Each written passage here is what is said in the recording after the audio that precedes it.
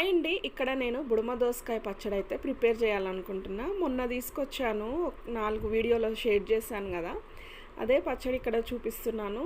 నేను first time పెడుతున్నాను దోసకాయ నిల్వ పచ్చడి. అయితే బుడమ దోసకాయ అంటాం మేమైతే. ఇది న్యాచురల్ అనమాట. అది రౌండ్గా ఎల్లో కలర్లో ఉండేవి వేరు, ఇవి వేరు.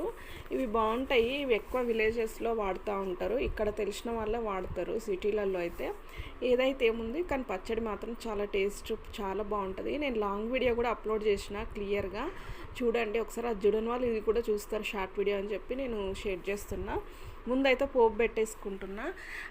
దోసకాయలను అయితే మంచిగా కడిగి తుడిచి తడి లేకుండా నేను ఆరబెట్టేసాను. తర్వాత ముక్కలుగా కట్ చేసి పెట్టుకున్నా. ఈలోపు ఇక్కడ పోపు పెట్టుకుంటే చల్లారుతుందని చెప్పి పోపు పెట్టుకోకుండా పచ్చి నూనె కూడా పోసుకోవచ్చు. అంటే గ్రౌండ్ నట్ ఆయిల్, పల్లి నూనె ఉంటుంది కదా, అది వేసుకోవచ్చు. రిఫైండ్ ఆయిల్ మీ ఇష్టం ఏదైనా వేసుకోవచ్చు. తర్వాత ఇంకా ఆ పోపులోనే ఈ ముక్కలు వేసేసి ఉప్పు, కారము, పసుపు అండ్ మెంతిపిండి, ఆవపిండి, జీలకర్ర పిండి 3 వేసాను నేనైతే. తర్వాత టేస్ట్కి తగ్గట్టు కారం అండ్ ఉప్పు, పసుపు ఇవన్నీ వేసుకోవాలి. వేసుకొని ఆ పోపు అంతా కలిసిలా కలపాలి. ఒకవేళ దోసకాయ పుల్లగా లేకపోతే నిమ్మకాయ రసం కూడా పిండుకోవచ్చు. నేనైతే నిమ్మకాయ రసం పిండుకోలేదు.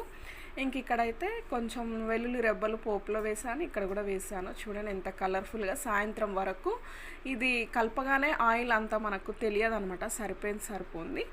సాయంత్రంకి అయితే ఎట్లా వచ్చిందో నేను వీడియోలోనే ఈ క్లిప్ యాడ్ చేశాను చూడండి. మంచిగా పైకి వచ్చేసింది ఆయిల్ అంతా, ముక్క అంతా పట్టేసుకొని చాలా బాగుంటుంది పచ్చడి.